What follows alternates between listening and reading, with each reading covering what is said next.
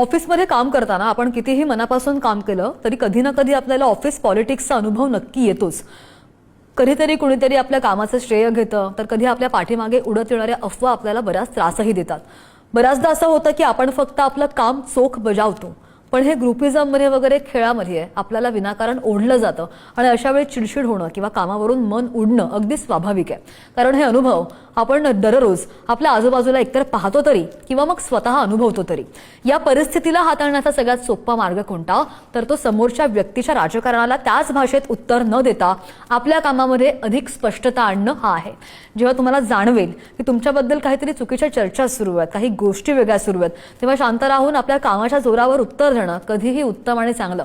तसंच ऑफिसमध्ये सर्वांशी बोलताना मर्यादेमध्ये राहून आणि कोणत्याही ग्रुपचा भाग न बनता न्यूट्रल राहण्याचा प्रयत्न करू शकतो आपण.